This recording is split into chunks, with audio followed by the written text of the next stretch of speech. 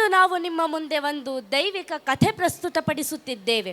ಇದು ಧರ್ಮದ ಮಹತ್ವವನ್ನು ಸಾರುವ ಕಥೆಯಾಗಿದೆ. ಹೃದಯದಲ್ಲಿ ನೈತಿಕತೆ, ಧೈರ್ಯ ಮತ್ತು ಶ್ರದ್ಧೆಯನ್ನು ಹೊಂದಿದವರು ಎಲ್ಲ ಅನ್ಯಾಯ, ಅಸತ್ಯವನ್ನು ಎದುರಿಸಬಹುದೆಂದು ಈ ಕಥೆ ತಿಳಿಸುತ್ತದೆ. ಅಷ್ಟೇ ಅಲ್ಲದೆ ನಿರಂತರವಾಗಿ ಧರ್ಮ, ಸದ್ಗುಣಗಳ ಮತ್ತು ಒಳ್ಳೆಯತನದ ಮಾರ್ಗವನ್ನು ಅನುಸರಿಸಿದರೆ ಎಲ್ಲ ಸಂಕಷ್ಟಗಳು ಪರಿಹಾರವಾಗುತ್ತವೆ ಎಂದು ಈ ಕಥೆ ತಿಳಿಸುತ್ತದೆ.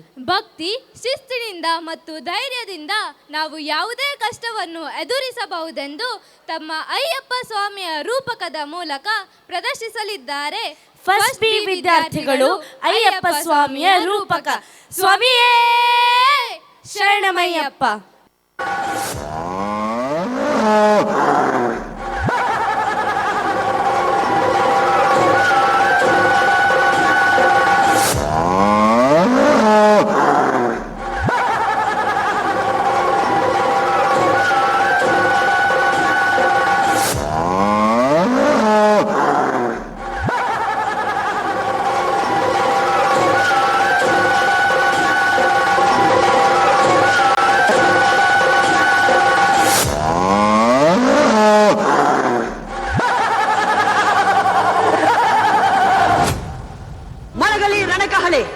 ಸ್ವರ್ಗವನ್ನು ಮುತ್ತಲಿ ರಾಕ್ಷಸ ಪಡೆ, ದಶ ದಿಕ್ಕುಗಳಲ್ಲೂ ಹಾರಾಡಲಿ ನಮ್ಮ ವಿಜಯ ಪತಾಕೆ.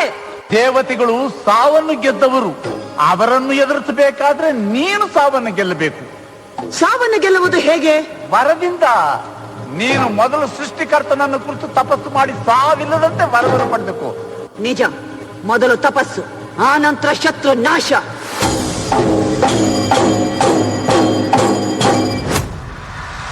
ಓಂ ನಮೋ ಬ್ರಹ್ಮದೇವಾಯ ನಮಃ. ಓಂ ನಮೋ ಬ್ರಹ್ಮದೇವಾಯ ನಮಃ. ಓಂ ನಮೋ ಬ್ರಹ್ಮದೇವಾಯ ನಮಃ. ಓಂ ನಮೋ ಮಹಿಷಿ. ತಂದೆ ಬ್ರಹ್ಮದೇವ, ನಮೋ ನಮಃ. ಮಹಿಷಿ, ನಿನ್ನ ತಪಸ್ಸಿಗೆ ಮೆಚ್ಚಿದೆ. ಬೇಕಾದ ವರವನ್ನು ಕೇಳು.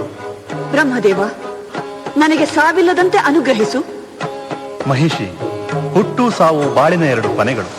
ಇದನ್ನು ಬಿಟ್ಟು ಮತ್ತೇನನ್ನಾದರೂ ಕೇಳು. ಹರಿಹರರ ಸಮಾಗಮದಿಂದ ಬಾಲಕನೊಬ್ಬ ಜನಿಸಿ ಆ ಬಾಲಕನಿಂದಲೇ ನನ್ನ ಸಂಹಾರವಾಗಬೇಕು. ತಥಾಸ್ತು.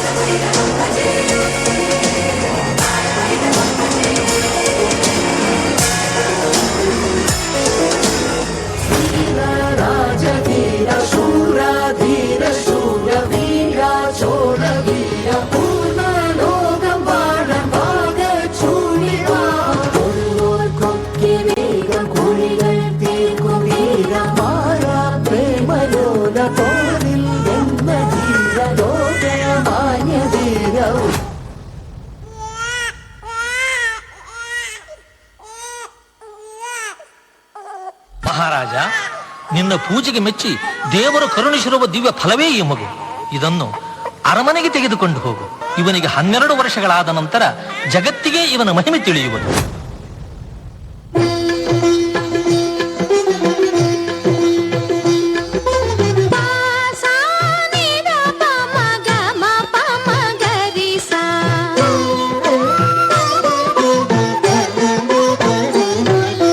ಪೂರ್ಣ ಚಂದಿರ ಬಂದ ಧರೆಗೆ ನಮಗಾಗಿ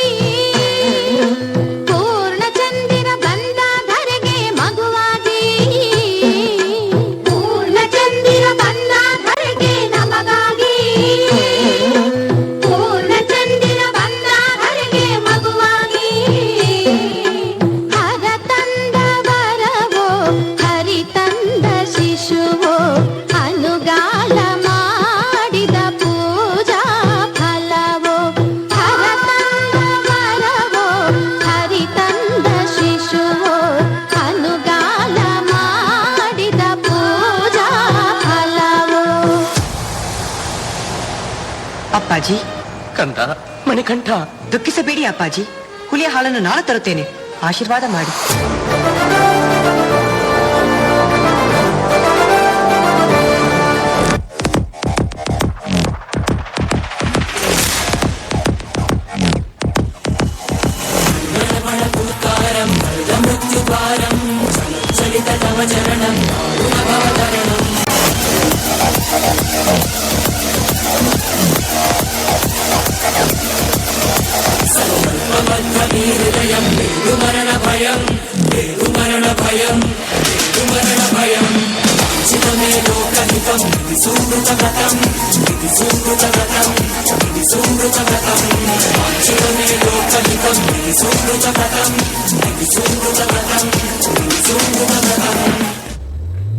ಲೋಕಗಳನ್ನೇ ನಡಗಿಸಿ ಅಮರರನ್ನು ಸಮರದಲ್ಲಿ ಗೆದ್ದೋಡಿಸಿ ಸ್ವರ್ಗಾಧಿಪತ್ಯವನ್ನೇ ಪಡೆದ ಮಹಿಷಿಗೆ ಕೇವಲ ಒಬ್ಬ ಬಾಲಕರಿಂದ ಸಾವು.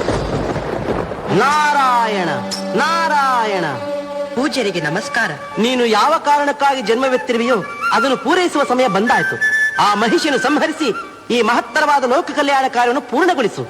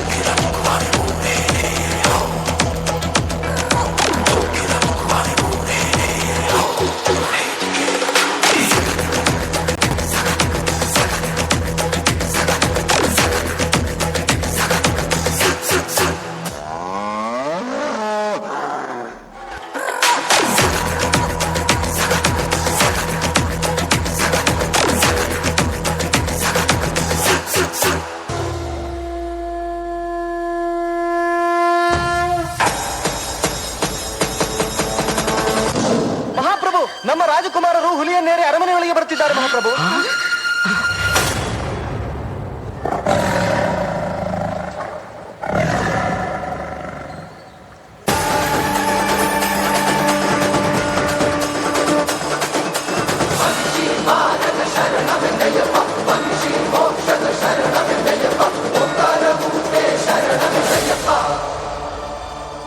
ಅಪ್ಪಾಜಿ, ರಾಜ್ಯವನ್ನಾಳುವ ಹಂಬಲ ನನಗಿಲ್ಲ. ಅದು ನನ್ನ ಕರ್ತವ್ಯವೂ ಅಲ್ಲ. ನನ್ನ ತಮ್ಮನಿಗೆ ಪಟ್ಟಾಭಿಷೇಕ ಮಾಡಿ ಅವನನ್ನು ಸಿಂಹಾಸನದ ಮೇಲೆ ಕೂರಿಸಿ ಆನಂದ ಪಡಿ. ಈಗ ನಾನು ಬಿಡುವ ಈ ಬಾಣ ಎಲ್ಲಿ ಬೀಳುವುದು ಆ ಸ್ಥಳದಲ್ಲಿ ನನಗೊಂದು ಮಂದಿರ ಕಟ್ಟಿಸಿ ಅಲ್ಲಿಗೆ ಪರಶುರಾಮರು ಬರುತ್ತಾರೆ. ಅವರಿಂದ ನನ್ನ ಪ್ರತಿಮೆಯನ್ನು ಪ್ರತಿಷ್ಠಾಪನೆ ಮಾಡಿಸಿ ನನ್ನ ಗುಡಿಯ ಮುಂದೆ 18 ಸಿದ್ಧಿಗಳ ಸಂಕೇತವಾದ 18 ಮೆಟ್ಟಿಲುಗಳನ್ನು ಕಟ್ಟಿಸಿ ಪ್ರತಿ ವರ್ಷವೂ ಇರುಮುಡಿಯನ್ನು ಹೊತ್ತು ಬರುವ ಭಕ್ತರು ನನ್ನನ್ನು ಅಯ್ಯಪ್ಪನೆಂದೇ ಕರೆಯುವರು.